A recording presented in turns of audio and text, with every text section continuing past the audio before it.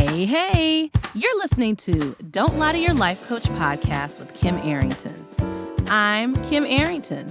I'm a life coach, a weight loss coach, an author, and a badass passionate about helping you connect back to your most authentic self. Join me here each week so I can coach you on how to think all those juicy thoughts that get you feeling your absolute best and taking some big ass action. Coaching has changed my life, and it can change your life too. I'm here to give you real life solutions to create a life you'll love. Because the truth is, boo, you ain't just got problems, you got options.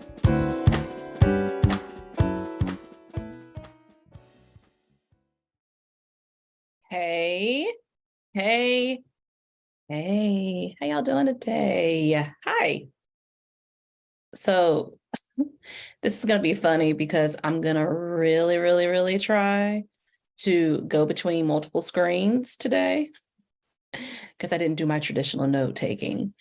We are talking about, drum roll, what you're getting so wrong about overeating. Okay, what you're getting so wrong about overeating. I have been knee-deep in creating an online course that is going to help you learn about how to stop overeating. If you stop overeating, you are way more likely to lose weight. And also, the little zinger on the end is to gain yourself back, okay? So I am knee-deep, quad deep, thigh deep, chest deep in this course. And I'm literally going to read to you from a couple of slides I've created because I'm an expert in weight loss. I'm an expert in learning how to stop overeating because I never thought I was going to be able to. And I have. Remember, I'm the person who used to sit across from you at the table, eat all my food, and then if you had food left over, I would eat your food, okay? And that is something that started for me when I was very young. I got a lot of attention for how much food I could eat. And what do kids want? They want more attention, right? And even in high school, we'd have a kind of lunch, like the Otis Spunkmeyer cookies. And although I did help, bring in a salad bar at the school at some point. I actually love salads. I love salad bars, stuff like that. But those kind of lunches where it was like French fries and cookies, whatever. And then we go to Wendy's after and I get my 2 junior bacon cheeseburgers, fries, drink, and then have dinner, And so a lot of really kind of, ill thought out eating habits that eventually, caught up with me. And, but I was able to kind of maintain my weight. I would exercise and go on whatever the latest diet thing was. Of course, I've done the counting. I've counted. I've done all the stuff. I've eaten mainly no grain. Notice how I'm not saying the names of these.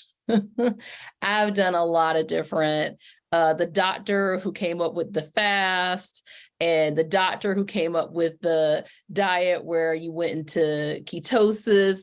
I done it all. The shakes. I had a shake. One time the gas pain was so bad, I thought I was going to die. Okay. I did not. So I've done a lot of different things. And eventually how I've lost weight and kept it off is by creating a system. And that's what we're going to talk about today. That's what my course is about today. Like, honestly, you guys, I am getting out of the one-on-one coaching game. Like, I'm going to have very limited slots about one-on-one coaching. So if you want to get on my one-on-one coaching right now, this is the time to do it. Just go to kimarrington.com and join the wait list, because that game that's coming to an end. Not game, but you know what I'm saying? Like, I'm going to start doing more group coaching. And this course is a way that's a more doable price point for people to learn about how to stop overeating, right? And then eventually, group coaching program, a lot of things. So I will be still doing one-on-one coaching, but that's going to be a more premium offer that I know some people aren't going to be able to do. And I want you to keep work with me. Hey, you got the podcast that's always here. But if you really want to get into the nuts and bolts, I get asked all the time about how I've lost weight and how I've kept it off. And this course is a summation of that. I just wanted to say summation, SAT word, check for the day. All right. So, what you are getting wrong about not weight loss, but overeating. And I'm just looking at myself, YouTube. I'm just making sure I'm on, I'm on the screen. Okay. I brought a prop. Now it's going to be interesting to see. Now I went and got a burger today. Let me move my little ranch dressing from a great place. Dane's place in Durham. This was a burger, fries, cheese, banana peppers, tomatoes, grilled onions, bacon, and Thousand Island dressing. It's called the Daner, okay? Really nice people. Go to Dane's place if you're ever in Durham. It's a great place to get a beer, a drink, and they have really good burgers. But look at how much is left, y'all. If you are listening to me on the podcast, I described it, but let me tell you, I have 3/4 of the fries left. I have a whole half of the burger and a little piece of the other burger that you can't see. And I got a sweet tea to go with it. And I kind of have a food law where I do not get refills most of the time. If I get a drink, that's kind of my thing. So what you all saw, I had to show you the propaganda. They prop again all these fries. It was delicious. The burger's great. This would have never happened years ago. I would not have been able. I did not think I had the self-control to stop eating. The truth is I had a ton of control, too much control. And you're like, wait a minute. I think about not eating as not having self-control. No. I controlled all my emotions by self-eating. If I was mad at you, I would go eat instead of fussing you out or telling you how I felt. My fear, my anxiety was controlled by food. If I felt that, I would just eat. And so people who are working through, and now let me just say this, I do not have the training to work with you if you have a eating disordered or disordered eating. I do not have the training for that. If you have a metabolic condition, if you are diabetic, if there are all these other conditions, I do not have the training to work with you with that. That's not the and unfortunately, there are people who undereat and they gain weight. I do not have the expertise to work with you on that. What I can share is my story about how I used overeating because I did not like the shape of my life. Okay. Not that I didn't like my life. I didn't like the shape of my life. I didn't think that I could do my desires. I people pleased. I wasn't being completely who I was. And I used food as a way to deal with that, to cope with that. Okay. And so here's your first thing. When you take away food, you're going to deal with your emotions. You're going to get angry at the person you're angry at. You're going to feel the way you feel. So FY to the I, getting to a place where you don't overeat means you are going to feel. And then in the beginning, it may feel like overfeeling if you were like me, who numbed yourself for years, anger, sadness, all the feelings with food. It's going to feel like you're overfeeling. You're not overfeeling. You're just not used to feeling or allowing that emotion to sustain itself before you grab something to deal with it. Okay. So let me go to the slideshow. So here's what I want to talk to you about at first. There's a lot of misconception about how I can teach you how to be taught how to not overeat. And so I have a couple of slides that deal with that. And I'm going to talk you through those slides. Okay. So exercise is great. I recommend it. But exercise does not teach you how to not overeat. Now, I will throw a little caveat in there. Often when you are exercising, you may be more aware of how you're eating, but to learn how to not overeat means you put attention to the reasons why you are overeating. We're going to talk about this. I have some essential questions that I'm going to share with you, okay? By the way, if you want to know about this course, you're going to go to kimarrington.com/weight loss, okay? So yeah, exercise doesn't teach you how to not overeat.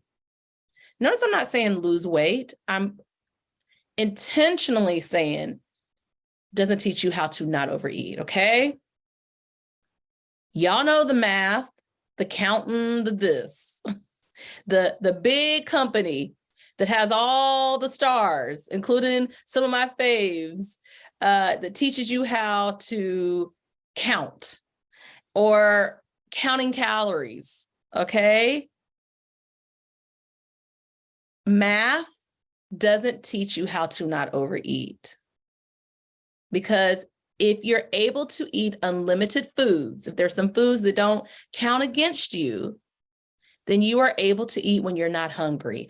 Overeating is eating to excess. It is eating when you are not hungry. So if there's a situation where it says, oh, these foods are good, you can eat them anytime, that is not teaching you how to not overeat, okay? And for sustained weight loss that does not have, I mean, even if you get the lap band or you get the gastric bypass, that is making your stomach small enough so that you can only eat a certain amount, okay?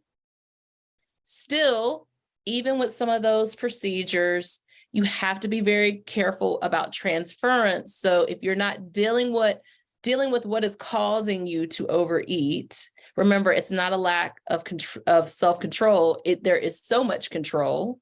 You're trying to control much of your thinking and feeling with food potentially. Then you could transfer that to overspending. There's so many people who have had those medical procedures who are now over drinkers. So dealing with why you overeat is the way. Okay, I'm getting ahead of myself because I'm going to give you your essential question, okay? Salads and vegetables are essential. They're great. But being plant-based doesn't teach you how to not overeat. I have sat with a vegan or two and watched them polish off their whole plate, polish, keep going. Being plant-based does not mean you are learning how to not overeat. Yes, if you're plant-based, you might be taking in less calories and you might lose weight. But we're talking about lasting weight loss, and that is teaching you how to not overeat. All right, so the whole eating just fish, poultry, and meat, eliminating carbs, beans, and sugar, y'all, that does not teach you how to not overeat. Now, I'll put a caveat in because I've done this diet more than once. I used to talk a lot about this diet. The thing about it is, yes, there are foods that you can eat that can signal to your brain, like sugar. There's going to be a lot of research done about sugar in the next 20, 30 years, because I really believe the way we think about salt and the things that all the high blood pressure, all the things about salt, I actually think we're going to learn more about them being attributed to sugar. And of all the things, do I think like excess sugar, eating sugar constantly is the best for you? No, sugar creates inflammation. Do I think you are going to do you have to get rid of never eating birthday cake again? No, I think that when you learn how to not overeat, then you are also learning how to not overeat things that are very sugary. Okay. So remember, eating the fish, the poultry, meat, they're great. They do not teach you how to not overeat. Okay. Meal prepping, meal prepping is wonderful. It's great. But if you're finishing all your meal because it's there and you're like, hey, this is only this many calorie meal, and, I'm going to finish it all because it's there.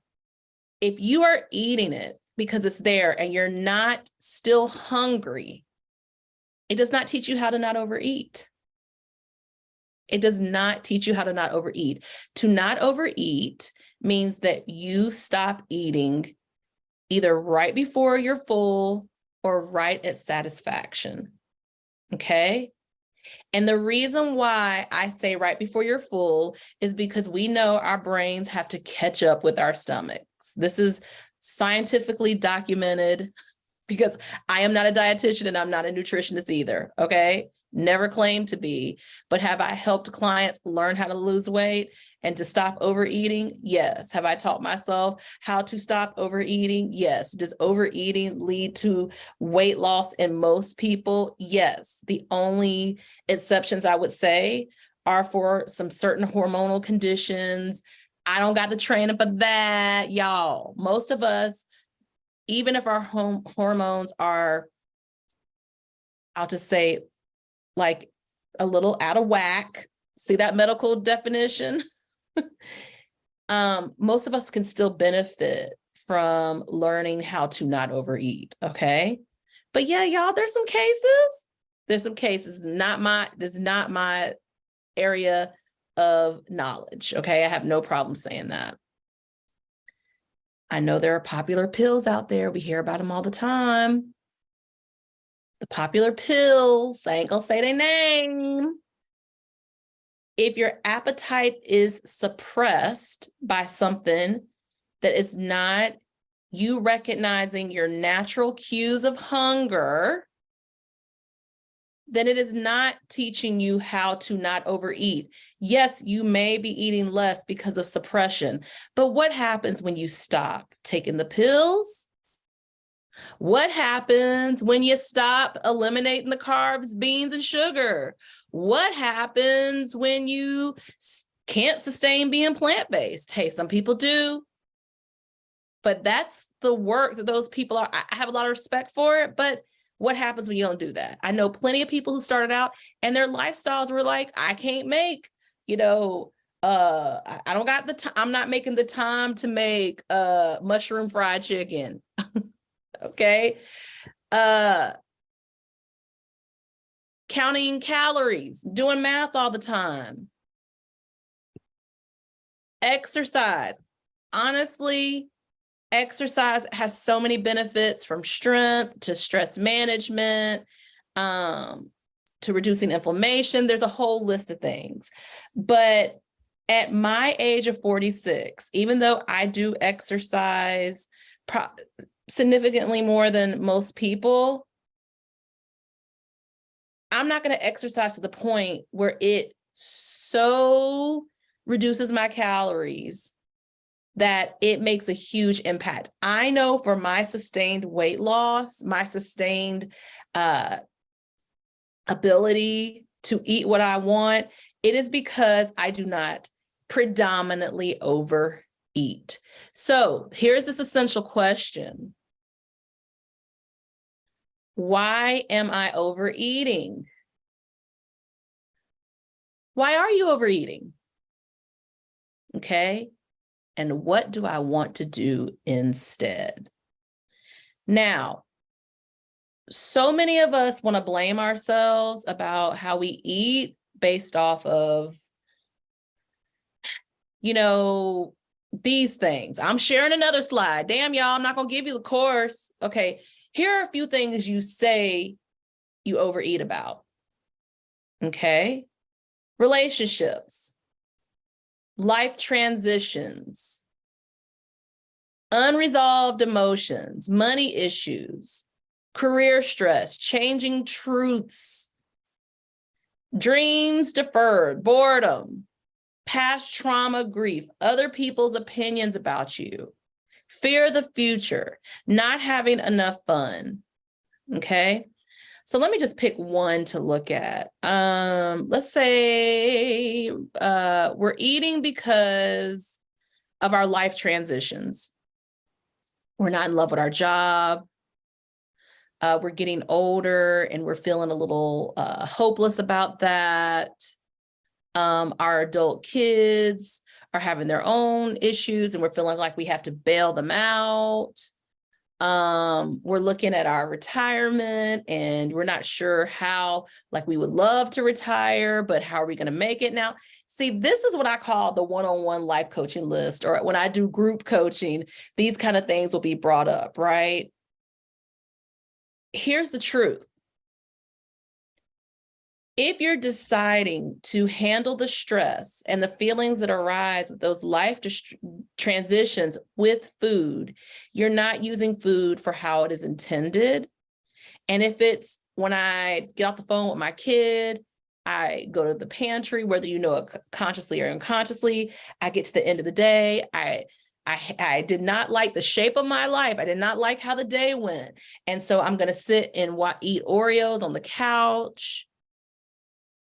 You will have to create new habits if you want new habits around how you stop overeating, if you want to get the ultimate goal of not overeating, which in my opinion, weight loss is maybe one